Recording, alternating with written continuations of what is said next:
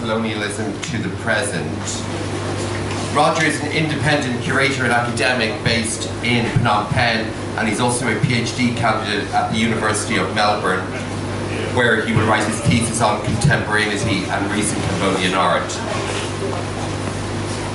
Roger publishes internationally on Southeast Asian contemporary art, including in Art Asia Pacific, Art Link, Art Monthly Australia, Contemporaneity, Historical Presence and Visual Culture, and the Phnom Penh Post. Recent catalogue essays include Plenary Sampitak for Yavuz Fine Arts in Singapore and Kaveh Samnang at Tomio Koyama Gallery, also in Singapore. And Roger co-authored with Aaron an essay on Kaveh Samnang for Taipei's Asian Art Biennale.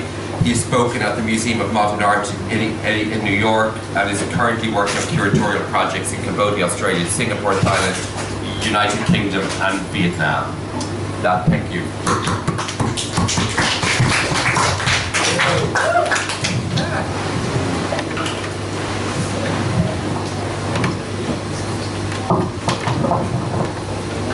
Hello. Thank you all for coming, and thank you to Reading Room for having us. So this is a picture of students at the Royal University of Fine Arts, which is Cambodia's only art school in Phnom Penh, in 1968. A French-Italian man and a Cambodian teacher together decided that Cambodia needed a ceramics department at the university. Previously, ceramics had never been taught at the Fine Arts School, and once it had been transformed into a university, there was no ceramics department. So they went to a man called Van Olivan, who is an architect, urban planner, and at the time was Minister of Culture in Cambodia, and they asked for permission to create a new ceramics department. And Van Olivan said, yes, sure, go ahead, but I have no money for you. I do, however, have a wooden shack that you can use as your studio.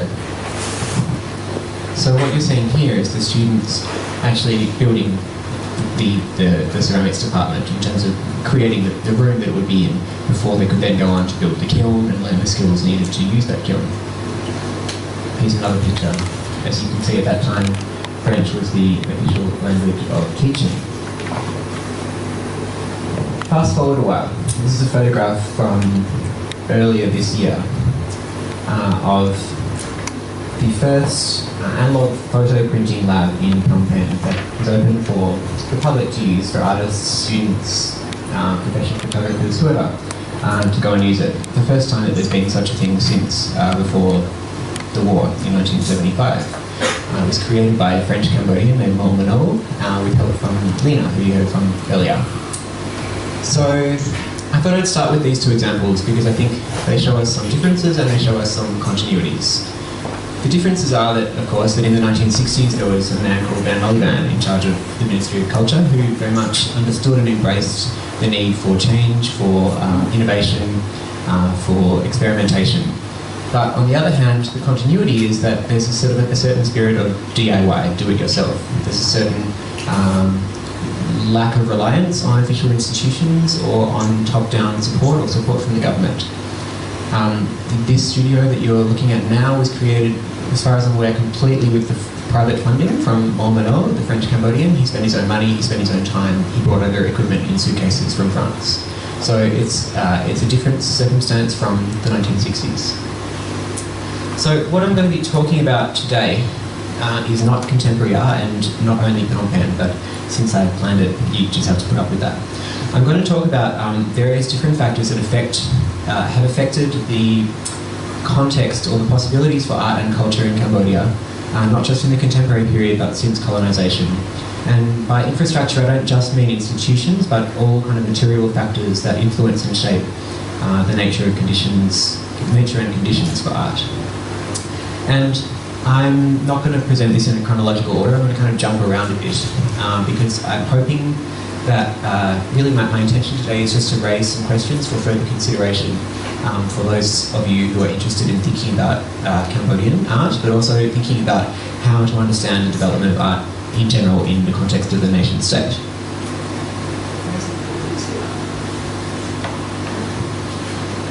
So when Brian and I were planning the 6-month series of events of which this symposium is part, we decided on the name Rates of Exchange Uncompared, partly in response to this book by John Clark. John Clark is kind of the authoritative historian of art in Asia in the English language, and this is not his most famous book, but his more recent book. It's called Asian Modernities, Chinese and Thai Art Compared, 1980 to 1999.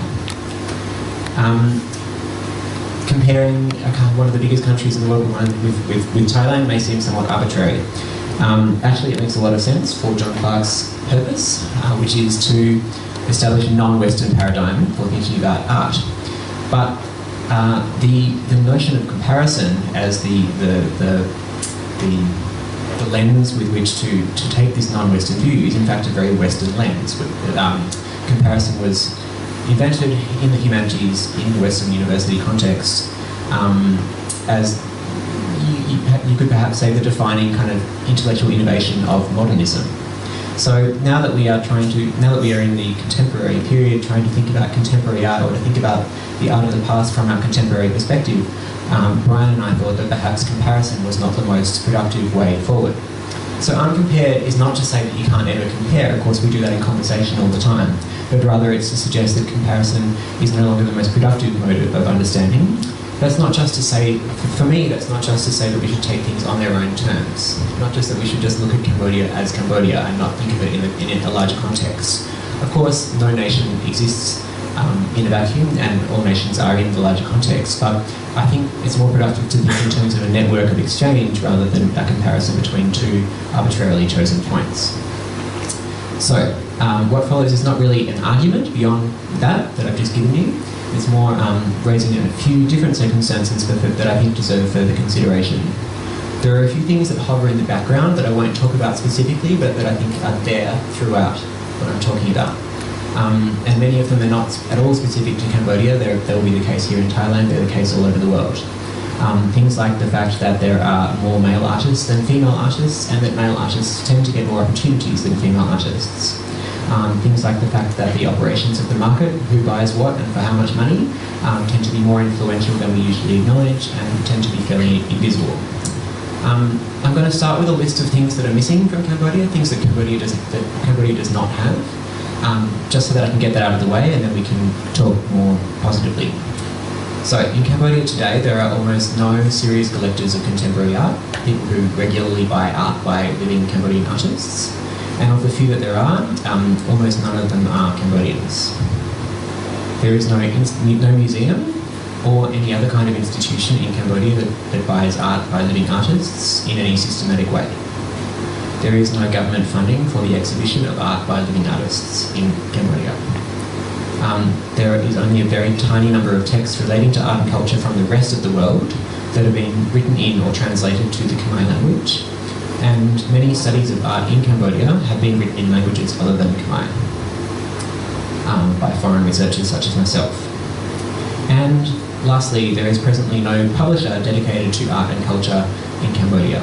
There was previously, from 1998 to about 2010, the Rayum Institute, which Erin mentioned, was very active, relying on international NGO funding. Now that that has gone, so has publishing on contemporary art and culture in Cambodia. So, this is from last year's newspaper. These are 1,000-year-old paintings on the wall of Angkor Wat Temple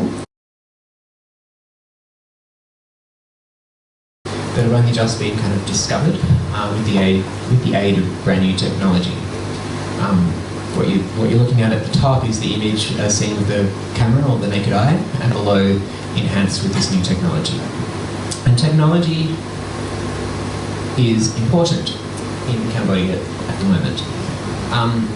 Performance is one of the most prominent, visible and celebrated practices from contemporary artists in Cambodia today, as you may have gathered from the presentations that have come before me today. Performance emerged in Cambodia at about the same time as digital photography did, which was in turn at about the same time as widespread affordable access to the internet, and about the same time as widespread affordable access to mobile phones, and really just before widespread affordable access to smartphones and the near unanimous adoption of Facebook and use of Facebook for protests and oppositional news and so on. So there's this kind of confluence of many, many different technological innovations or technologies made newly available in Cambodia that have happened all at once, which has really affected the way that art has been produced and also received. So, for example, performance works such as this one by Cambodian-American artist Anastasia Ali are in Cambodia always, without exception, made with the presence of a camera, taking photographs, video, or both. There is no tradition of performance made in order to evade the eyes of censors, because the eyes of the camera are always there. So that's the first thing. The second thing, which relates to this in many ways, is the changing environment of Cambodia. That's something that Lina touched on in his presentation, and that Anshul Panya will talk about more after me. That Cambodia is a country that's changing very quickly, as are many places in the world, but perhaps faster than others. So lakes are being filled in. This is a performance by Kwai Song Yang from a series that was exhibited in the Singapore Biennale last year and all over the world since then. This photograph, if it was taken today, would show you a desert of sand. As well as that, as in Thailand, special economic zones have been declared, artist communities are being evicted or priced out, etc., etc. So now I'm going to jump back half a century to the 1950s and 60s, which are kind of popularly remembered as a golden age of culture in Cambodia, following the independence from French colonialism in 1954. In 1959, Paris established the Biennale de Paris for the first time, and several artists from Cambodia, as from Vietnam, Laos and other former French colonies, joined that exhibition. However, during these decades of the 1950s and 1960s, 90% of all foreign aid in Cambodia came from the USA, not from France. Filmmakers, artists and others were trained in the US or were given an informal education through exhibitions, movies, tours of artists and other things sponsored by the US through the United States Information Service, a precursor to the CIA. This is a painting that was included in the Paris Biennale exhibition. Its whereabouts are now unknown.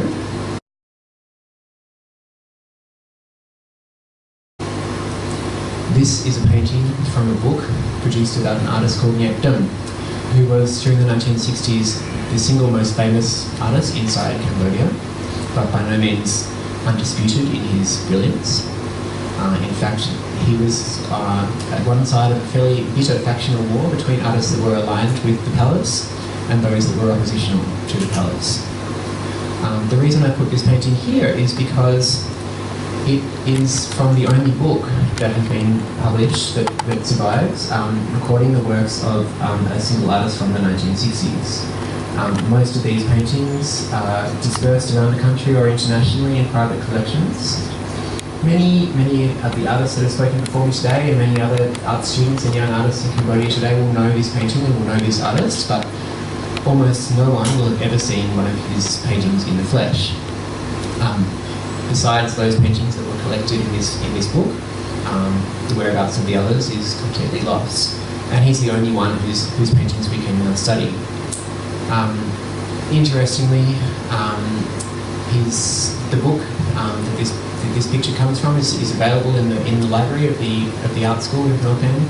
All of the students there know this artist, but they never taught about his life or work in either a critical or a celebratory way. So when I sat down with some students from the final year painting class, we leafed through the book, and they knew the paintings better than I did, and I looked at the book a lot, but they had no way to read these. They had no way to explain which paintings appealed to them for what reasons. What followed this golden era, so-called, of culture in the 1950s and 1960s was the Khmer Rouge, which has been referred to a few times today. From 1975 to 1979, around 2 million Cambodians were killed, which was about a quarter of the population. And it's widely agreed that around 90% of all living artists were killed during that time. So it meant that in 1979, when people were returning to the cities, returning to Phnom Penh, only 1 in 10 artists that had been alive before then were still alive. And it's hard to explain or to comprehend the effects of that continue today. when you go to an exhibition opening in Cambodia, sometimes there'll be old people there. But old people means people in their 40s, not people in their 50s, 60s, 70s, 80s. There is not that senior generation of artists in Cambodia that you have in Thailand and that many other countries have. Hence the importance, perhaps, of Swaken, the artist that Erin was talking about before me. I won't talk more about the Khmer Rouge, but I will talk about after the Khmer Rouge. During the 1980s, Cambodia was a colony of Vietnam, and in the final decade of the Cold War, around 40-something Cambodian artists or art students were sent to Soviet bloc countries for their education. So this artist, whose painting you're seeing on the right, was educated in Poland from 1987, having already got a degree from the art school in Phnom Penh starting in 1980, so in the very first generation after the Khmer Rouge. So that's the first thing that happened after the Khmer Rouge, is that a whole lot of Cambodians went to the Soviet bloc and were taught socialist realism, or Soviet modernism, you might want to call it.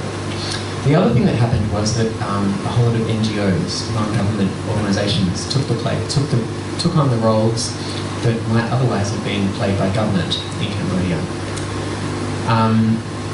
On the left, you're looking at the installation view of an exhibition called The Legacy of Absence, A Cambodian Story, which was funded by NGOs, by institutions and foundations in the US, with the specific purpose of encouraging Cambodian artists to reflect on the Khmer Rouge, with the implicit suggestion that they weren't reflecting on the Khmer Rouge enough.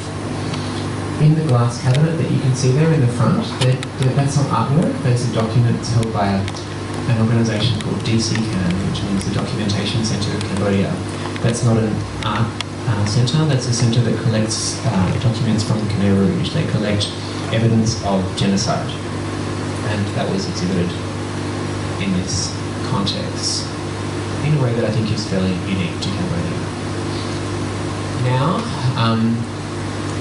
13 years after that exhibition, you still see some of the same issues repeating in different ways. This is a painting on the left, a huge painting. It's like more than 2, maybe 3 meters high, which is inspired by the famous photographic portraits taken at a prison camp during the Khmer Rouge.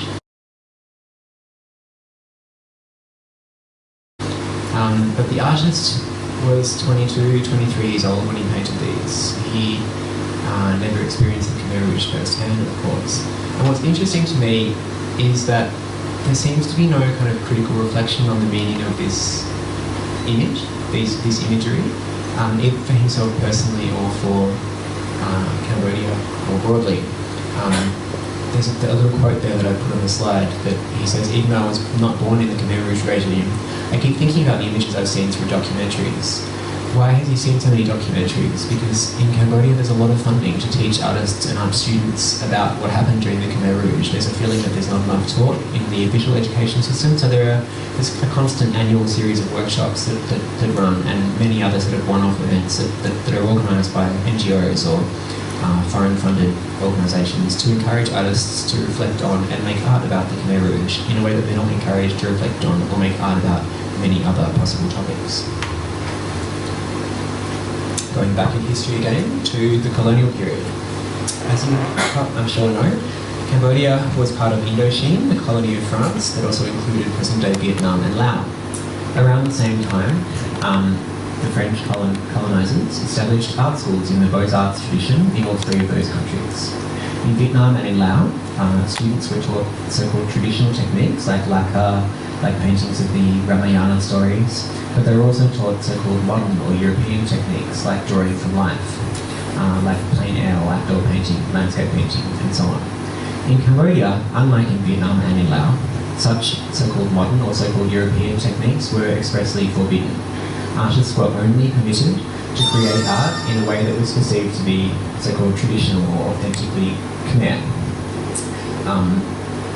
Paintings from the Ramayana were allowed if they were in the officially recognised kind of temple painting style, or else paintings of the Khmer Kabait, which is sort of like Tai Lai, were permitted, but only if they were using so-called traditional techniques, not modern or machine reproducible techniques. So what you can see on the board, I'll read it out, is a quote from the resident superior, which means like the French governor during this time. He talked about how constructing the National Museum of Cambodia and the School of Cambodian Arts, which are next door to each other, was the realisation of a project to create an official autonomous institution able to assume the tutelage and safeguarding of Khmer arts and crafts. It means the museum and the school were there to protect Khmer culture from disappearing. He went on to say that by rescuing these arts from the slow agony of degeneration and even decadence that was leading irremediably towards their annihilation, it means rescuing them from disappearing. That Khmer culture today is going on a one track towards traditional Khmer culture disappearing. He said that the museum and school would bring to life those crafts which have already disappeared, so rescuing from the dead, like a zombie, and while also maintaining others in their traditions. So this was the rationalisation between colonial education forbidding so-called modern or European techniques like drawing from life. Now, jumping back to the present, these are two photographs from the Royal University of Fine Arts today. As you can see, painting from life is now allowed. In fact, it's the only style of art that is now allowed.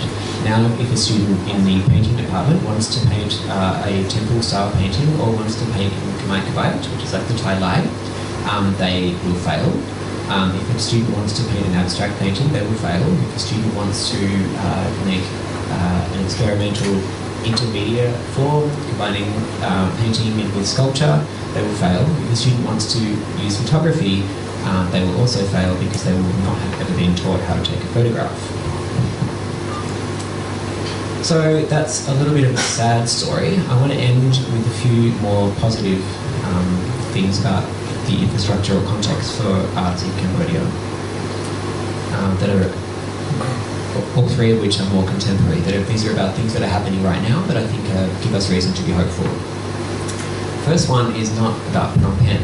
It's about Battambang, which is Cambodia's second largest city, located near the Thai border. It was previously a colony of Thailand. Battambang has Cambodia's largest art school. It's not a university, it's run as an NGO. It was established by a group of former refugees coming out of a huge refugee camp on the Thai border called Site 2. And that art school provides free education, primarily to low-income families, to kids who would otherwise, it's not just that they wouldn't have a chance to be educated in art, they actually wouldn't have a chance to be educated at all. And the school provides kind of a place to live, a place to work, provides sustenance, provides a general education with a focus on art. And students can choose whether they want to major in visual arts, in circus, or in music, in various different forms. And interestingly, graduates of that art school tend to stay living in Battambang. Battambang has a feeling sort of like Chiang Mai. It's a very friendly community, life is a bit slower, it's in a big city. Artists all tend to know each other, they tend to be supportive of each other, they share resources, they are self-organising. There's more art spaces in Battambang now than there are in Phnom Penh. And they're not all galleries either, there are spaces just for discussion, sort of like this, which don't exist in Phnom Penh. And interestingly, having come out of this one art school in Battambang, their style, the work of these artists tends to be fairly similar. So what you're looking at here is a group show of artists from Battambang that was organised in Phnom Penh earlier this year.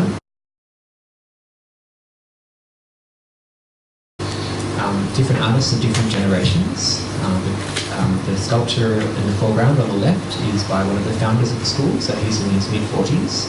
At the back, the blue picture is by the same artist that I showed you before that painted the S21 face, so he's like 23 years old.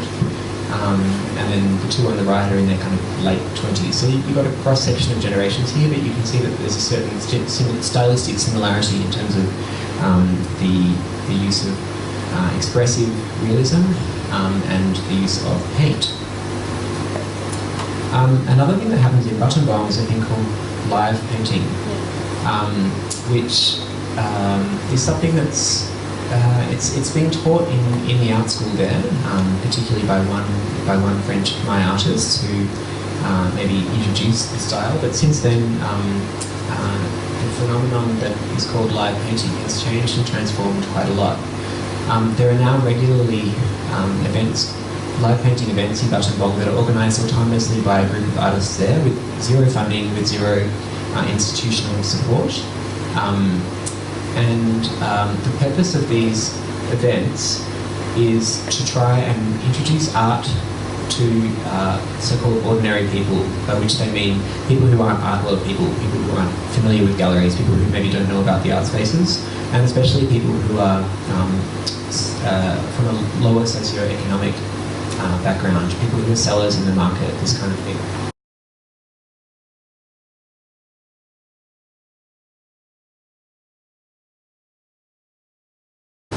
So you can see here, there's several hundred people gathered. This is the main street in Battambang. On the right is the river, and just to the left, just out of frame, is the central market in Battambang. And these events are typically held at around sunset, so it's when everyone's shutting up their market stalls. And as you can see, there's literally hundreds and hundreds of people there.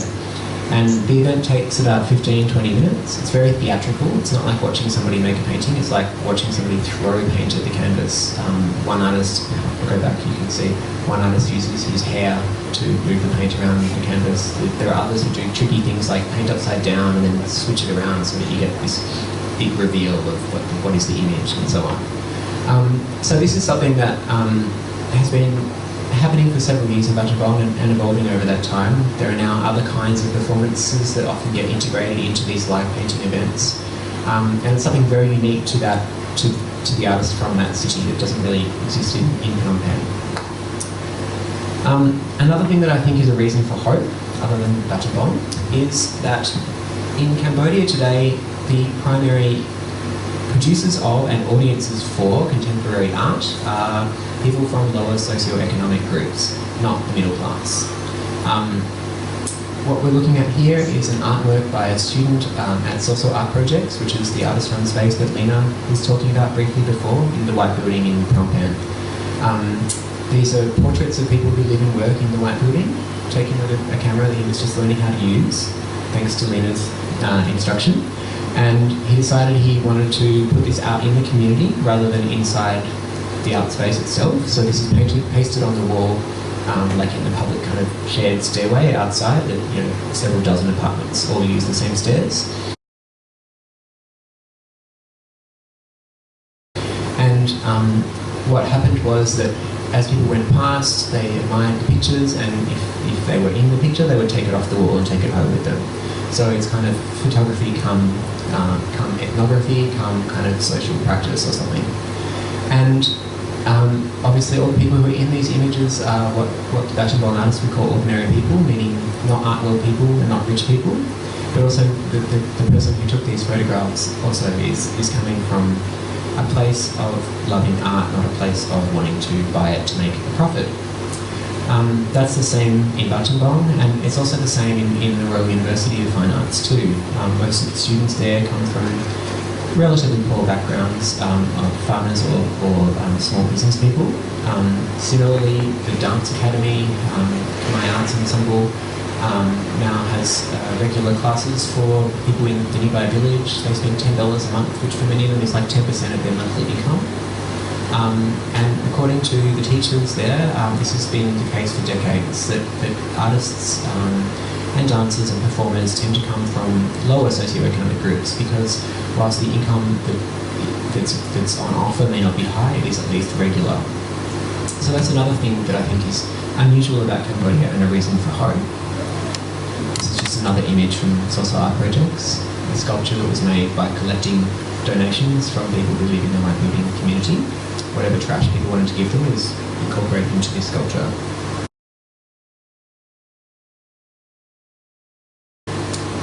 And now lastly, before I run out of time, I want to talk about the fact that in contemporary art today we see a lot of inter-art form collaborations.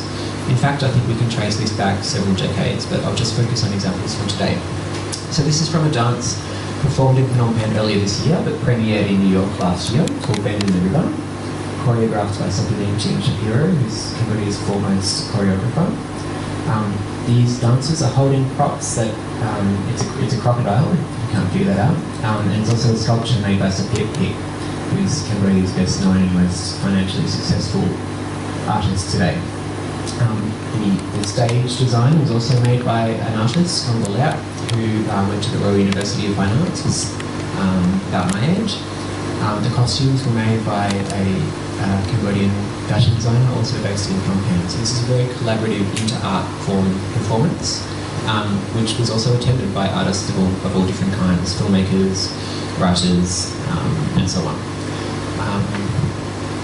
You also see interdisciplinary collaborations between writers and visual artists and so on and so forth.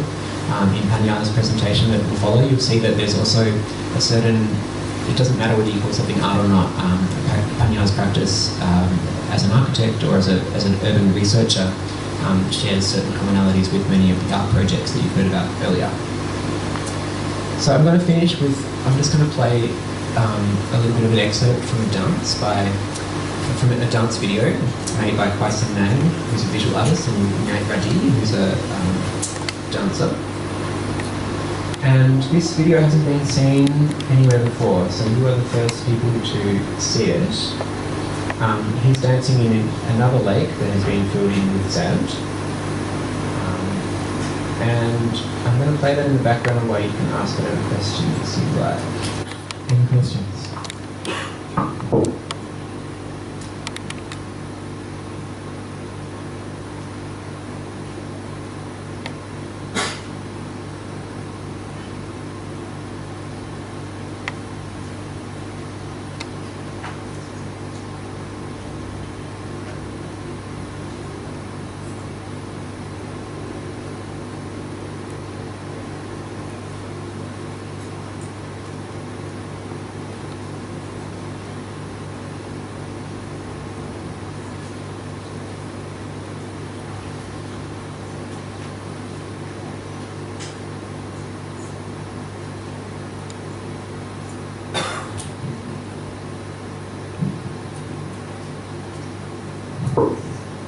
Can we perceive this playing?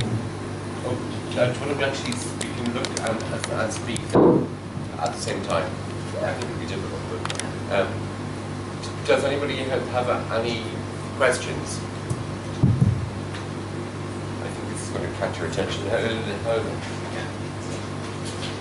we don't have to stop it. It's you.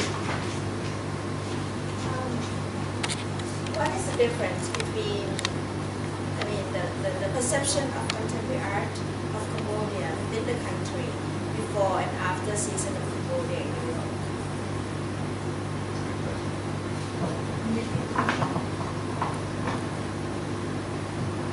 Gia asked what is the difference in the perception of contemporary art inside Cambodia before and after Season of Cambodia. Season of Cambodia was a festival in New York that you've heard a bit about that involved dancers, musicians, choreographers, and also 10 visual artists plus one curator in residence in New York City. The visual arts component was curated by Aaron and another curator. There was a huge controversy around Season of Cambodia inside Cambodia. I think in large part because there'd never been an opportunity like that before for artists to travel to New York, to spend time there, and especially for a large number of artists to do that together. And so there was the controversy can be boiled down to either left out, people who were left out. It was a bit more complicated than that in that there was disagreement about the process of how people were chosen and why they were chosen. But in the end it was about, the controversy was about a feeling that among some people that the wrong choices had been made, or that some of the right choices and some of the wrong choices, or whatever. And for a while, the beginning of last year, and in the lead up to everyone going to New York, it was quite an unpleasant feeling inside the art community in Cambodia. A lot of the disagreement kind of boiled down to Battambang versus Phnom Penh, because most of the artists who went, not all, but most of them live and work in Phnom Penh, and there was a feeling that Battambang is a city with more art spaces than Phnom Penh, with a lot of active artists, and none of them had been selected, and there was a feeling of that was an oversight, people had been left out. And what's interesting for me is that resentment, that feeling, has pretty much completely disappeared now. And I recently have spent a bit of time in Battambang visiting with Phnom, who was the artist whose video we're looking at now, who was one of the artists who did go to New York, and who's an artist who since then has enjoyed a lot of the kind of success that people might understandably be jealous of. He's been in biennales, he's been in museum shows, he's been in galleries around the world. He's been financially as well as critically successful in a way that none of the artists in Battambang have been. And what was interesting about spending time with him in Battambang is that there was no resentment there. There was from most people, there was a desire to learn, a feeling of like, oh, how lucky we are that Brothers and Mag is here and we can learn from him. So the resentment kind of went away. But what has come in its place, I think, has been a flurry of new activity. Not just in Battambang, but in Phnom Penh. I think that the art scene is now more active than it was before. I think that the energy that went into feeling slighted or feeling wronged has now been turned into something more positive. But there hasn't been, as far as I'm concerned, there hasn't been any kind of sustained reflection on what all of that meant. I don't just mean nobody's written an article about it, but there hasn't been like any kind of resolution in conversation where apologies have been sought or made, or where the problems with the selection have been kind of articulated in a public way. The main organisation that organised the season of Cambodia Festival had a kind of public event afterwards where it was basically just a pat on the back for themselves, and there was no opportunity for people to raise their disagreements. And the people who had disagreements, who were normally very good at organising things like meetings to discuss things, didn't bother to do that. So it was all gossipy, there was no public airing of it, So, in short, I think that the issue, it raised an interesting issue in terms of what is contemporary art that is from Cambodia that is visible or accessible to the rest of the world, and that question has since kind of disappeared, hasn't been answered. Maybe it can't be answered. Any other questions? More or less controversial? James? I enjoyed it.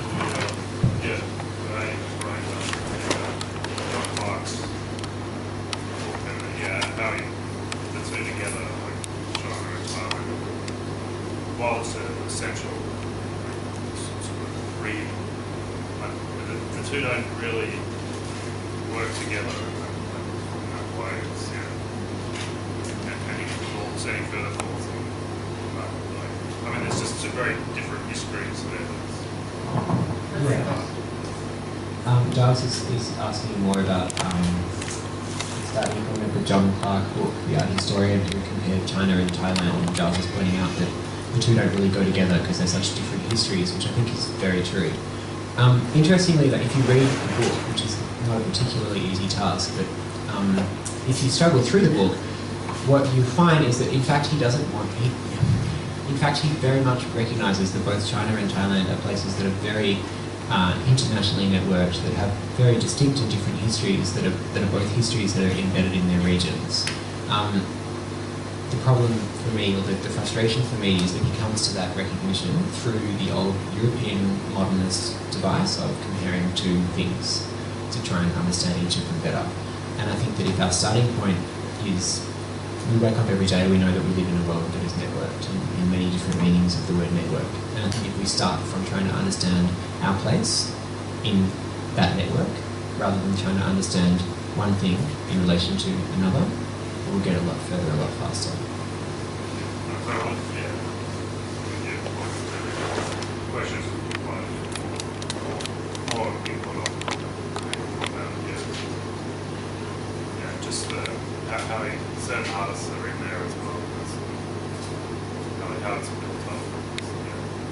I mean, there's a bit of gossip is that John Clark has for decades been an expert on China and is fluent in Chinese, and then for personal reasons decided to learn Thai and so wanted to make use of that, right? So,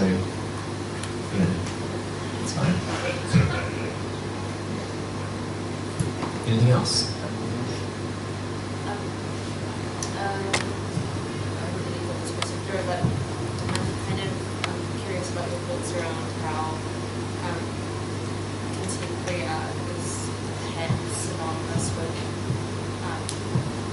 professionalisation, and around how I think a lot of today, seeing different practices and learning how different infrastructures are formed within the kind of spaces of the undercommons, or behind the spaces in between,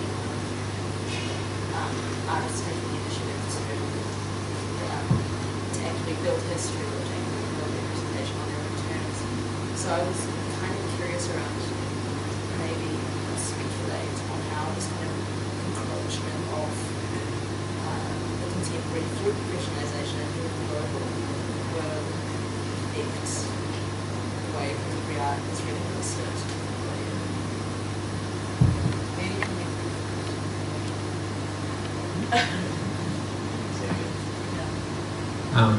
It's a great question. Vera is asking me to talk about, she has a feeling that contemporary art is synonymous, is the same thing as professionalisation, and she wants me to speculate about the encroachment of professionalisation in a context where it seems like most artists have been kind of creating their own histories until then. Is that right? In relation to obviously existing infrastructure for the university, but still kind of finding that kind of further through like the undercommons. Very interesting question. Professional. I wouldn't agree that contemporary art is synonymous with professionalisation, because I think that to think that is to ignore the other kinds of professionalisation that contemporary art, the institutions of contemporary art don't respect. So actually, in Cambodia today, the most professional artists, the ones that get up every day and make art all day, are the painters who make paintings for tourists or for businesses, mostly copy after copy after copy of paintings of Angkor Wat or of sunsets or of beautiful women. They have a much more rigorous practice in terms of working 8 till 6 or whatever, day after day, and making a living from their art, and having a studio, a dedicated workspace that they work in. It's a kind of professionalisation, but it's not the kind that's respected by the institutions of contemporary art, supposedly globally, like biennales and museums. One of the reasons why I asked Aaron to talk about Swai Ken earlier was that why do we think of him as the grandfather of contemporary art? Maybe because he's an amazing artist and very influential, but maybe just because he happened to be painting at a time when curators from biennales and museums in other countries started to visit Cambodia, because it was safe enough to visit Cambodia, because they had money, because it was a new place, whatever. So I think a lot of it is historical accident in that regard.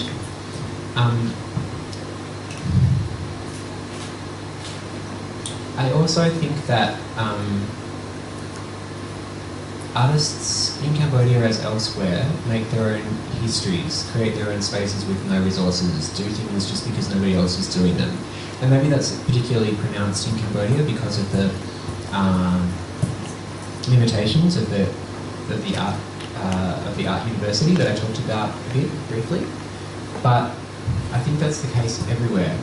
And I think that the fact that some artists now get, people like Kwai Nang, the video we just watched, now can make a comfortable living from exhibiting in biennales and museums, whereas other artists can't. I think that raises interesting questions. It creates new challenges as well as new possibilities. New possibilities in the sense that Kwai Nang is a generous guy and was one of the founders of Social Art Projects, the artist run space that Lena talked about earlier. So he can give money to people who need it to do things. Where there's no other source of this money, there's no foundation that wants to give money to kids who want to learn to take photos when there are kids who are, starving out the front or whatever. But it also creates new challenges in the sense that there's that kind of resentment and bitterness that I was talking about before, in answer to Jib's question about the season of Cambodia. And also in the sense that my students at the Royal University of Fine Arts got to meet Sam Nang and got to see an exhibition of his recently at Sosibasak. And a couple of them really want to be artists, and I can see that they really are curious and they're very aware of the limitations of the education that they've received at the university. They're very aware that if they're going to make it like Sam Nang did, that they can't continue to make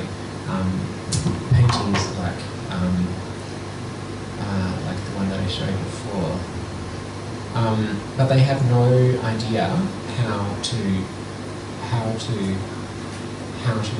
make it like Senang did, how to be successful, how to achieve success like Senang, as one of them put it in his question to me. And there's no one who's going to tell them, you know. So that is a new challenge. That doesn't really answer your question. It's a good question though. This is on the left here. This is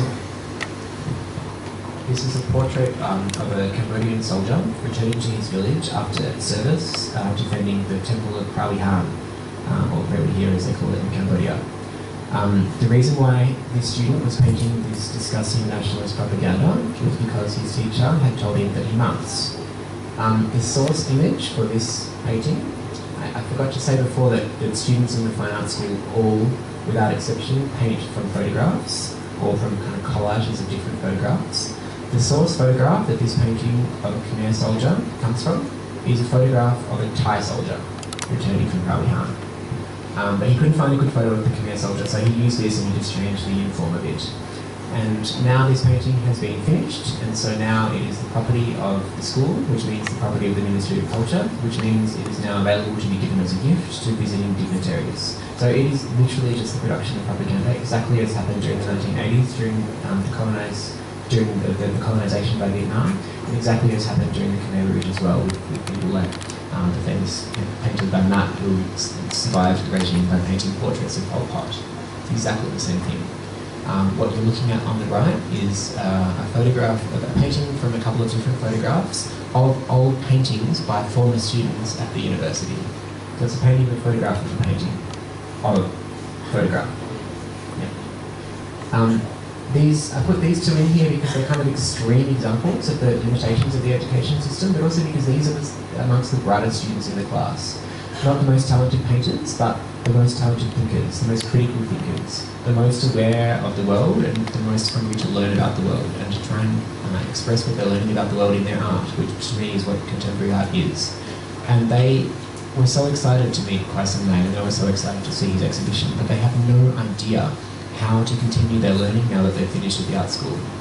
I invite them to artist talks at places like Sosua Sax, also art projects, other galleries and places around town.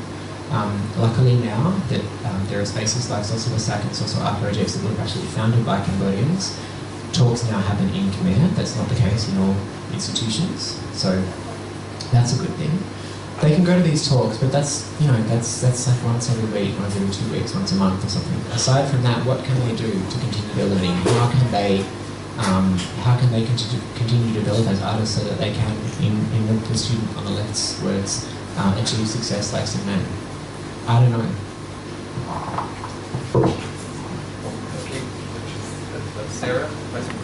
You mentioned that the Royal University of Fine Arts doesn't want the students to paint traditional Khmer subject matter. That's not the case at Patton Bong, though, is it? And I have two questions. It's not that they don't want it, it's just that the teacher the teacher with that expertise is no longer with the school, so there's no supervisor. In Patton Bong, they have much more freedom, so the students want to paint in the traditional forms they can. Interestingly, though, not very many do, and I think again that's just because the expertise of the teachers is not in the so-called traditional forms. So you sometimes see some paintings from the Patton Bong school that are portraits with the traditional forms as backgrounds, in the European style of having like a wallpaper background. But it's not a dominant thing from that school. So there's not this whole school of so-called what John Clark calls neo-traditionalism that you have in Thai art that doesn't exist in Cambodia. Second question. When you're talking to the students and when you're talking to contemporary Cambodian artists, do they have this feeling of searching for what they think might be modernity? Not really finding their voice, but knowing that maybe they want to distance themselves away from traditional Khmer art. No, this is not an example, but. That's a good question. Actually, Actually, I think people are maybe more searching for the contemporary than searching for the modern. It's hard because you're translating between languages, but the words that are used in Khmer for the kinds of work that people want to make, or the kinds of work that they see as successful, are contemporary rather than modern. More This installations. is modern. Yeah, more, okay. So more installations. In Photography, new yeah, technology. just, More conceptual things. do you find a lot of the work, the emerging work, is becoming original or more just derivative of what's out there internationally?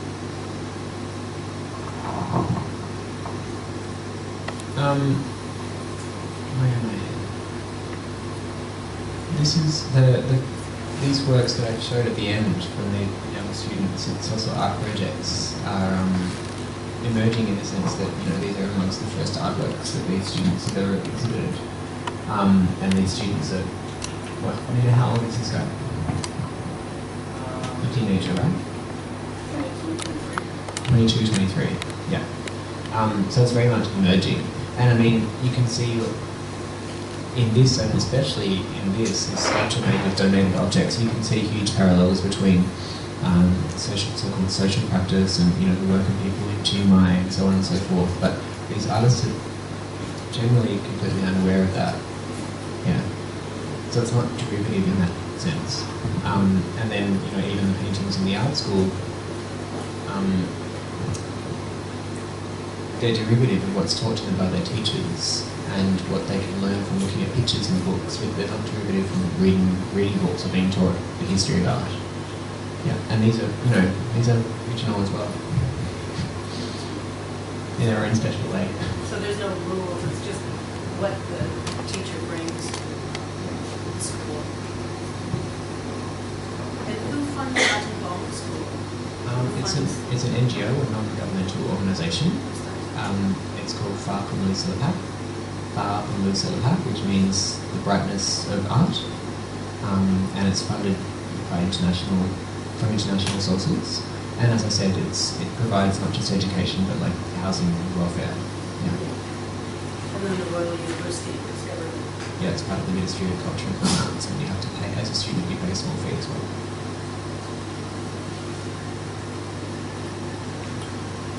Any more questions, anyone? I think.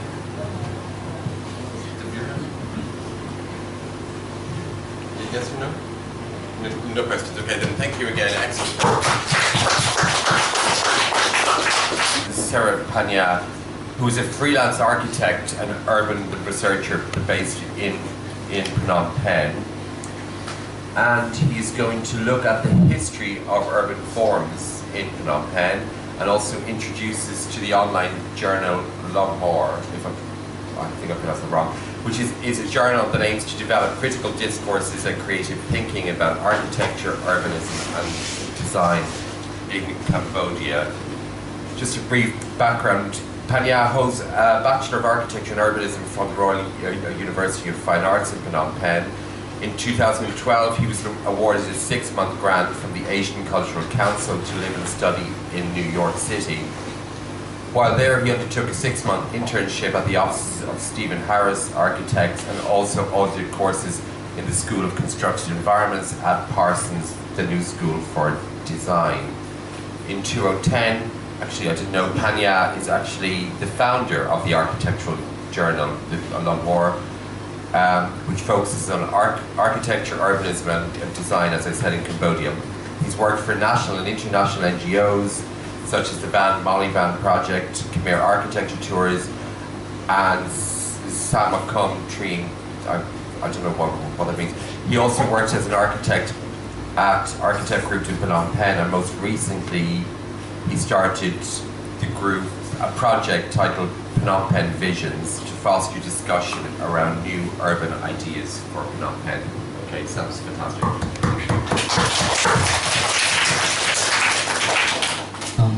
Thank you, Brian, for introduction. Thank you, Roger, for coffee today. And thank you, the the space here is the great space for symposium like that. Today I'm the lab presenter and I'm not the artist, I'm the architect, so a little bit like history and urban design.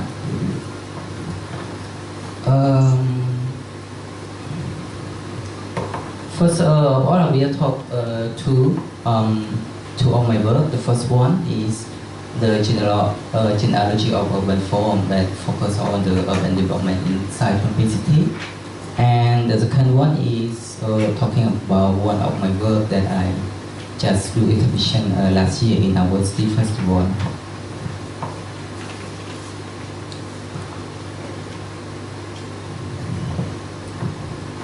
So, genealogy of urban form is try to make understanding of the new form of urban inside Phnom City. That relate to the historical urban patrimony and its production of the urban rupture through many periods of time.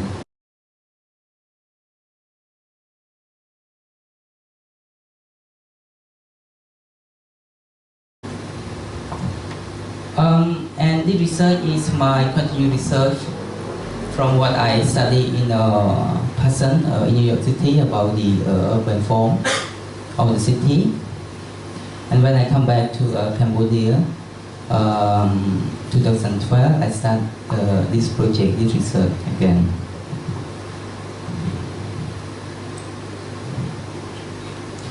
And the research here the genealogy of urban form Phnom Penh can explain you through like 6 of figure ground map of Phnom City that is from 1861 up to 2004.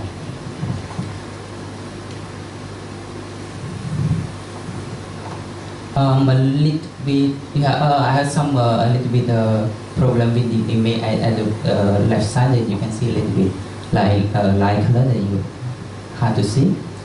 But on the left side is the bigger image of 2014. But you can see a little at the center is the urban style, urban growth in before Frank period in 1861. And then at the right side, just zoom in for you to look at more clearly. So this is the map in 1861. So Phnom Penh was found in 1432 by the King Punyanyap after the collapse of Angkor period. So you can see what is important for Phnom Penh is the Four Fat River at in front of the Royal Palace. And then we have the hill, the roundabout is the hill, the only man-made hill that inside Phnom Penh city, and it is kind of the legend of Phnom Penh city that create everything of the city. And then here you can see the Royal Palace somewhere here, and this is the old Royal Palace that made by wood. And the water is around the Royal Palace. You can see the road around Royal Palace. That is the waterway. And then the king dig the canal around the Royal Palace too. And this is the canal and the city wall. The canal and city wall is follow each other. So to protect the Royal Palace compound, like if you went to Angkor, you can see the wall and the moat is around the temple. It's the same idea. And you can see the people just live along the river around Wat Phnom area and Royal Palace area, and also many pagoda. You can see many monastery is grow a lot. So this is, it means at the time the people just based on the king, that they living is around king, and they living around the monastery. So this is the limit, the foundation of the urban growth inside Phnom Penh city. And And at the time, religion is everything because people really respect and believe on religion, especially Buddhism. So the king used religion to rule the people there. So everything, when the people or the land is belong to the king. And you can see the road is not grid at all. It kind of just people build the road. No planning, no proper planning at the time.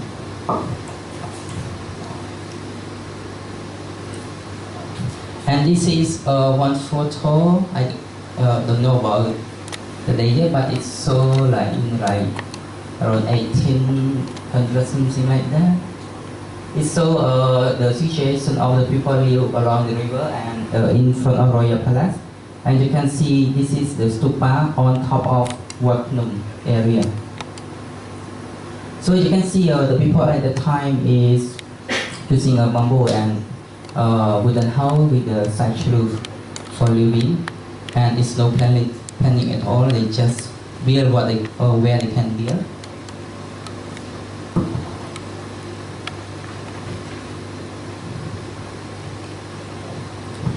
So this is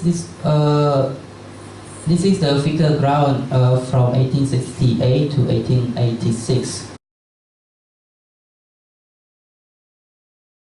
that I consider as the early French period, because the French come to Cambodia and colonize Cambodia in 1864.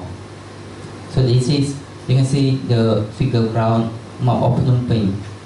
The early French period is, you can see, this is the new Royal Palace.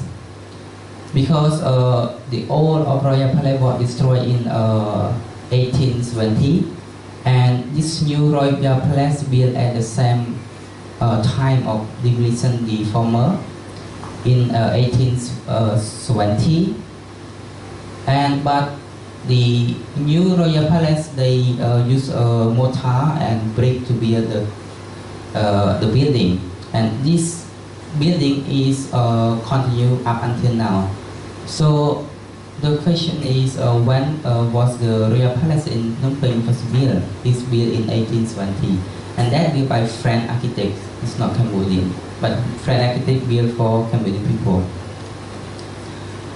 So, and then you can see between the Royal Palace to the south side, you can see many small grids happen, and a little bit proper grid, but it's still small grid, right?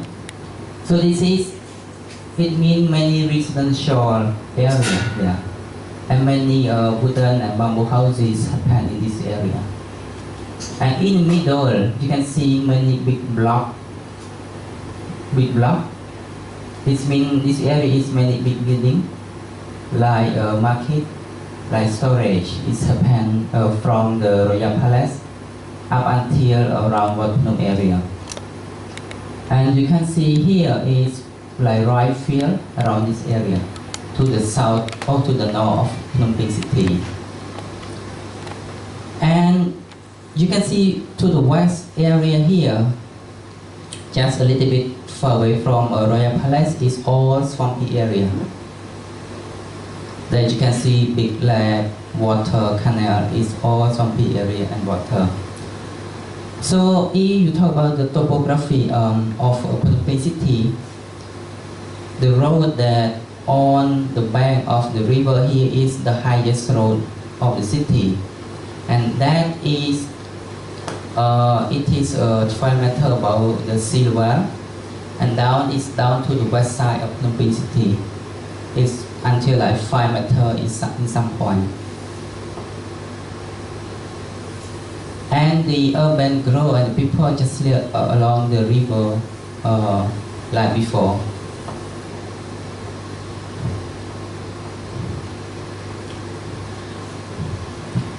And after that is this figure ground is during 1887 to 1921. That is, I think, it's the middle of French period. So you can see the grid is rectangular grid. And at the time, the French divide Phnom Penh city into three main ethnic groups. We have, and this is the Wat Phnom in this area. So around Wat Phnom area, that is we call a European district or the French district. And this district is the we call a control district that the French used to build many administration buildings, post office, taxation, treasury is there, military camp they put there to control Phnom Penh city. And also you can see the canal that did by France around the area. This canal did to protect their people and to protect to easy to shift to go to the area. And in the middle from the canal around Wat Phnom down to Royal Palace somewhere here, that is the Chinese area. You can see many block houses, many market, local market, and also some houses for business for Chinese to run business. And this area is the area that control the business, because at the time the Chinese control business. From Royal Palace to the south of Phnom Penh, you can see it's not much development because it's no grid at all. Like we have some grid, but it's not like the first and the second quarter. And this area is Khmer quarter. The Khmer people, the local people will live here. And all those people, they work for Chinese in the business area and the French. So a little bit, the development is not, in this period, is not focused on Cambodian or Khmer people in the city. They focus on the French people and the Chinese people. And then we have like another quarter, like in this part is the Vietnamese and Malaysian area, and the part from the French to the south to the north of Phnom Penh is the church area. And you can see many swampy, many water is on the west side of Phnom Penh city. So how can Phnom Penh city grow if like the swampy all water at the west? So the strategy of France, they did the canal. You can see this map. You can see here. That is the canal. The canal and also the dike. Yeah. So it means from this period, France start to build the dike to protect the city, and they plan to develop city to the west side of Phnom Penh. And also this road is built because in this area there are another province, so to connect the city of Phnom Penh to another province, they have to build another long road to the south side of the city. So this map is a little bit regular grid of Phnom Penh city. And you can see there are many kind of like French style building that they build, they construct at the time. So like the bridge, the Citroën, and this one is the post office. And this kind of building exists in the French Quarter today.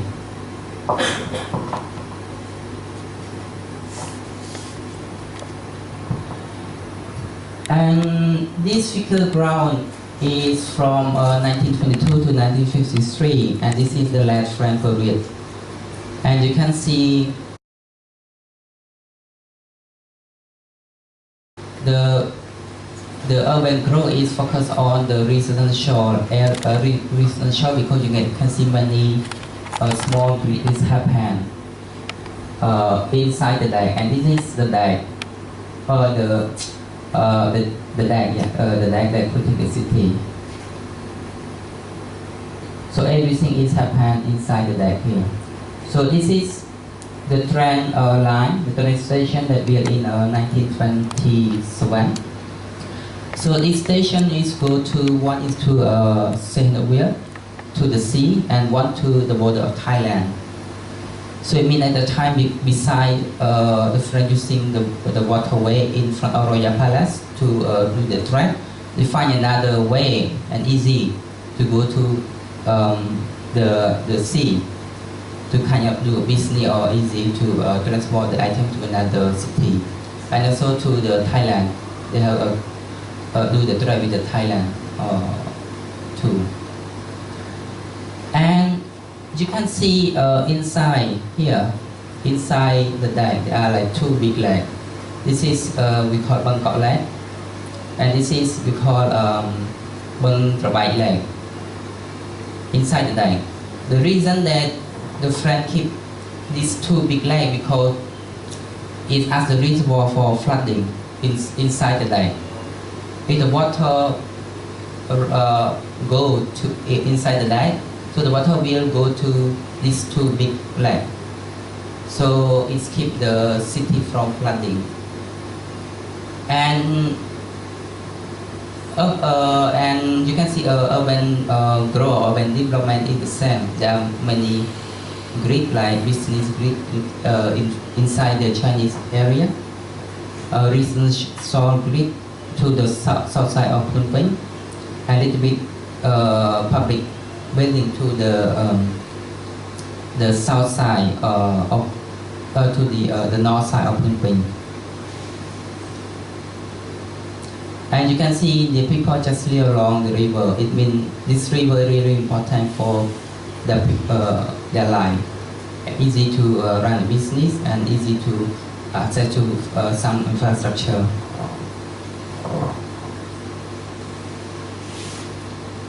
And also in this period, the French will start to build some main institute to Khmer people, to Cambodian, inside the city, like the museum or the ballet school, the art school is built in this period, because this time the French start to look to give some power to the king inside the city. And this picture is took around 1930. You can see the Royal Palace here, and you can see the canal, the canal. This is what Phnom area around somewhere here.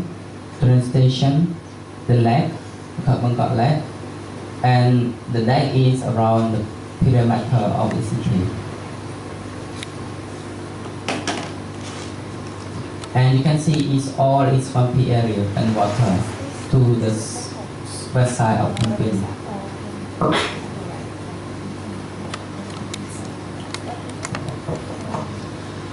Go to another period is independent period is from 1953 to 1970. At the time we got independent from France, and at the time the president control the country. And the prince sent many scholars to study in France, especially in Paris, and also the architect. At the time, like Roger mentioned before, is one is the first Cambodian architect that finished in Paris, and then we come back to Cambodia in 1958, and he became the head of the architect group who built the city Phnom Penh at the time. So the idea of 1960 is just the idea that continued from France, but we combine between the French idea that use the grid, and build the dike to protect the flooding, combined between what we call mega projects like the stadium, the house 100 housing project, university here, and the Basa riverfront projects. And in this Basa riverfront project is the project that try to develop 24 hectares of land along the river to be the housing and to be the kind of the art center of Phnom Penh city. And the white building is one of this project. And you can see everything is just continue from frame, but we include what we call mega project in this project to be what we call Cambodian nationality. The one brick was built to connect the old city to another peninsula, because the brick is very important to people to travel to another province. For example, Siem Reap, Angkor Wat, and to the border of Thailand too.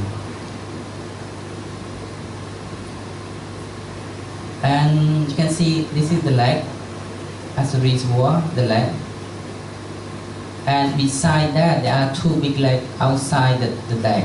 This is one, and this is two. If you see in the big map, you can see a big lake here, and a big lake here is outside the old lake, outside the old city.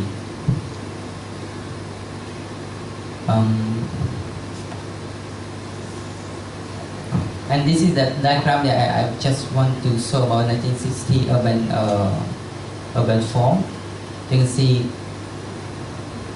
the lake, and this is the lake. And everything happened is inside the lake. This is the section of the river, and this is the height of the road along the river, around 5 meters. So the way that we build Phnom Penh city, we do the deck and we fill.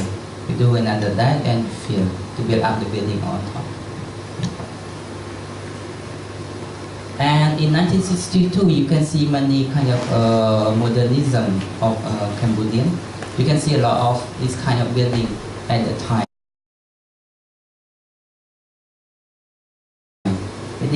Different from the previous time of the frame period. And this is the Basak riverfront development. This is the white building.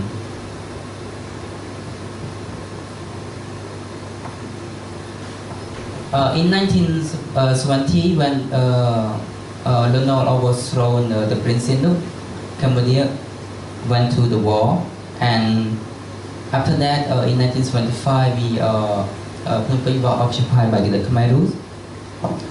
And this picture is so about the situation in Phnom Penh when they occupied by the Khmer Rouge. So the Phnom Penh became the ghost city. There's no one there. Everyone was evicted to the countryside to work.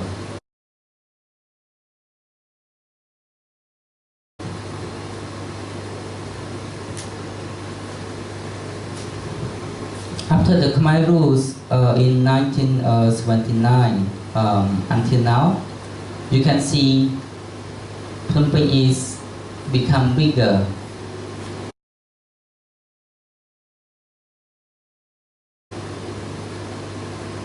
And you can see urban is the urban sprawl, that you can see no planning at all.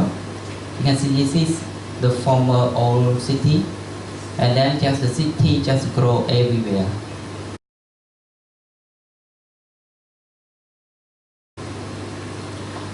And then you can see many roads is happen on the lake. Like this lake is Bangkok Lake, and later on it's filled to be it's filled by sand and to be a mega development. And this lake is 133 hectares of land.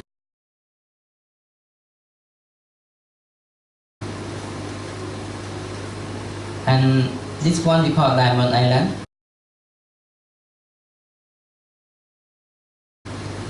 Diamond Island is not the natural island, but it is the man-made island. It filled by sand to the Forest River to create a new development like housing, tall building, and it invested by Chinese investor. But the problem for Diamond Island, you can see the water flow. It's not good for water flow. So it can produce the problem for the hydraulic system in Forest River because the island is blocked, the water flow of the river.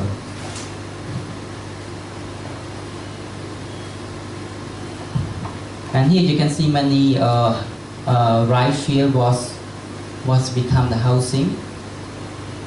because of city no planning, no proper planning to control all the housing.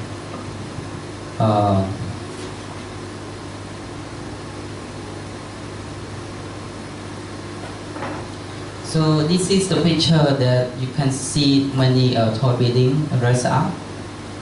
So this building become like condo, become like office here.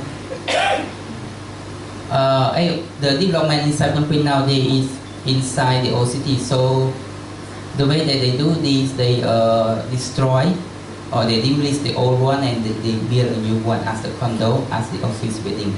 Because inside the old city is no land for that development. And this is one outlet that I mentioned before. Before it, the lake is 133 hectares and it's filled by sand. And this lake is in the center of Phnom Penh. And it will become another like satellite city or another housing area. And this is the Diamond Island. And on the Forfast River of the city, you can see the way that they fill in the water to enlarge the island to build the building on top. So this is the problem that Phnom Penh city now they face.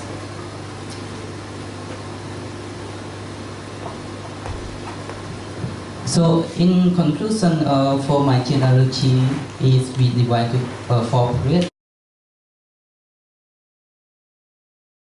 The first one is before Frank period, that the city is based on the king and based on the region and water to rule the city, to manage the city.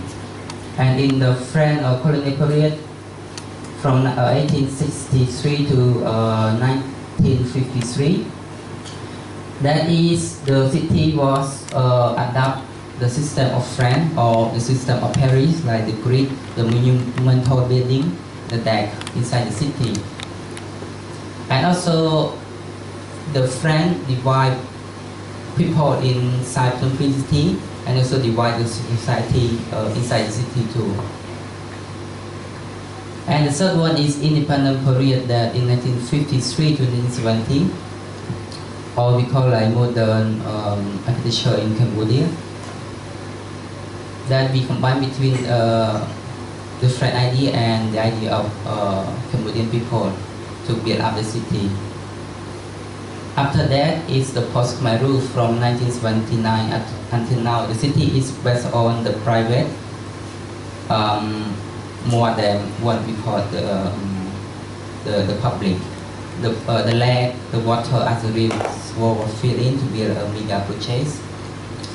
The island was added to build housing projects. The old building was demolished to build a condominium, something like that. And this is one of my research. And this is, I just a little bit rush because it's time. This is the project that I did in 2014 Overcity Festival, like so-called months ago. So this project is about the vision of Phnom Penh, how the people inside Phnom Penh thinking about the old city. So my idea is, because I am the architect and there are like some architect students involved with me, but the idea is how can architect and artist work together? Because some artists or some architects, they don't understand their potential, how can they collaborate? They just work individually. But in this project, I want to join everything together, everyone together. So, and this project I invite 2 of the Cambodian artists, Kumule and Putisa, to join with me, and 10 of architecture students to join with them to create this project.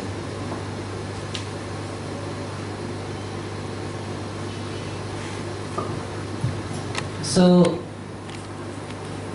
first one is the idea, because the vision is the idea. And this is the first step. How can you visualize the idea? Because the idea abstract, you cannot touch, you cannot see. So how can you visualize that to let the people to see your idea? And the idea you can find like in many ways. Like this picture is the cafe, street cafes on the sidewalk of Phnom Penh city. You can find the idea at that place, or you can find the idea from like the driver, taxi driver, or any kind of people inside Phnom Penh. Because to make city work, it's not only architects or artists or engineers that can make a city work, but these people have to involve them in the process of making the city. And then I put those ideas that I interview with them, that I talk with them, into the drawing.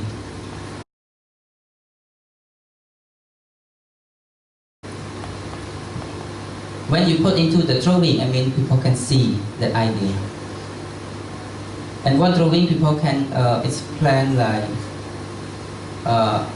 inside one drawing, there are many ideas inside one picture too. For example, one people see the drawing, they translate in some way, and the other people, they translate in the other way. So this is the first step. I want to a little bit visualize for people to see. And this is the work of the student, that they do the collage of the drawing, like they take a photo and they just put the idea, what they want, what the people want. But how can you brought the idea to another people inside Phnom Penh city? Because Phnom Penh city is around like nearly 2 million people. How can you make it a little bit broader to other people to see this idea, to make a dialogue with other people? And then we have an idea. We cooperate with the local newspaper, like when they newspaper that they accept one idea every 2 weeks, like this, to post on their newspaper. So when they post, many people, I mean, this idea can engage too many people more than before. But there are some problems, like if some people don't see this newspaper, how can we do? And the last thing is we convert from drawing to performance.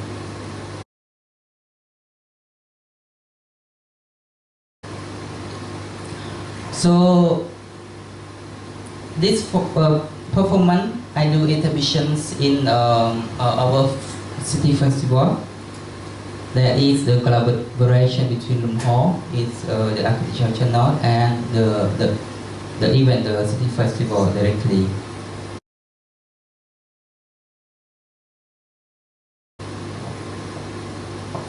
So after that, I just want to explain how can I make a piece, like a small room, to be design a small room for my exhibitions. So this is the room of my exhibitions. So my idea is, how can I bring complexity inside a small room like that? How can you bring the idea? How can you speak with it? How can you see the idea? How can people react with it? How can it transfer between one idea, transform between one idea to another? This is all the idea from the beginning of my exhibitions.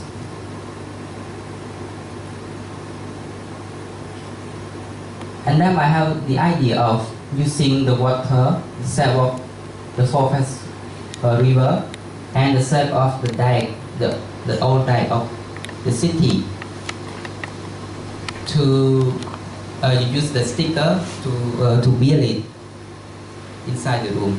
So it means like the whole thing is go inside one room. So if you go to this exhibition, you can see the 4 river, you can identify that it's Phnom Penh.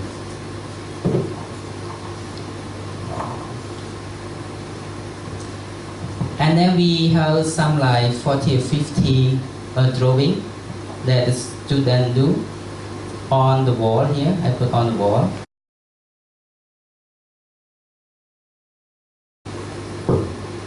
And it overlay on the line of the river line. We have we have 4 modeling, physical modeling. And this is the green one is the student project, and the blue one is the artist projects. And then we don't have sound because I want people to react, to see, to listen. So we install video of the interview of the ideal people inside the room. And this is very important that I call a vision panel that we install Phnom Penh figure ground up in the middle of the hall, and people can write on it, write their vision, their wish on about the city on it. So this panel really interact between the people that join in the exhibitions. And this is, you can see, this is before exhibitions, and this is one of the artist's work. And this is the drawing of the student. You can see the center is the mapping that the student and the people that go there, they write down their the wish on the map.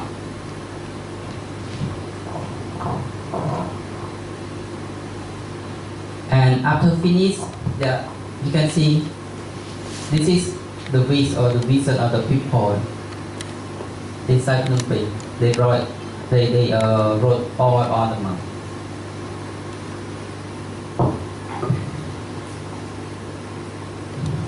So thank you, and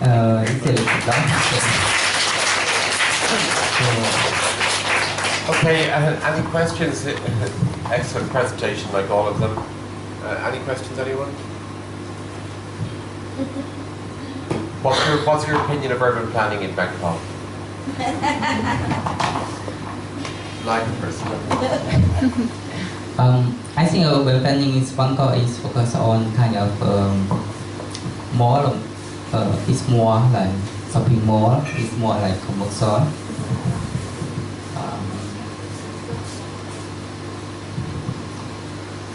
And that, did you do a tour of the canals the other day? Yeah. How was that? The canal is good because of the transportation. People can move easily without using the tram and the car. And also it's cheap to use the boat to travel from their home to some point near their working place. But this is the first time in the city, so I don't have much idea on Bangkok. Yeah. Excellent. Any questions? Okay, Roger. I understand, you explained very clearly why you want to not just listen to other architects or other scholars of cities, but also to listen to the people who live in the city. But can you talk a bit about why you wanted to collaborate with artists, why you accepted my invitation to talk to you today? What do you think you can learn from artists that you can't learn from architects, and you can't learn from just the people who live in the city? Because what I think about the architect and artist is come from the same root, is the idea. But when we walk further, we a little bit separate.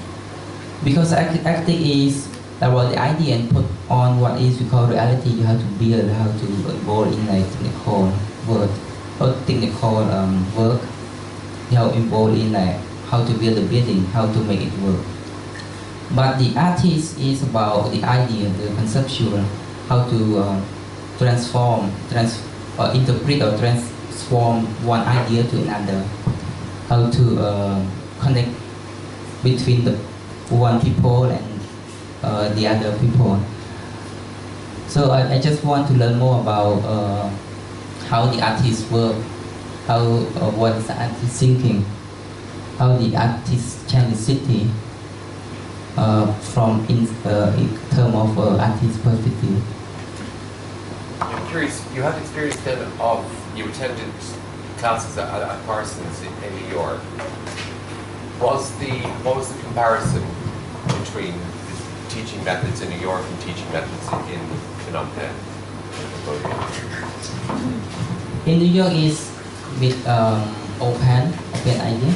It's kind of it's open means the student can do the project that it depends on their thinking, the idea. They can do project in many ways. But in Cambodia, you have a little bit strict, a little bit under pressure of your professor or your teacher. So.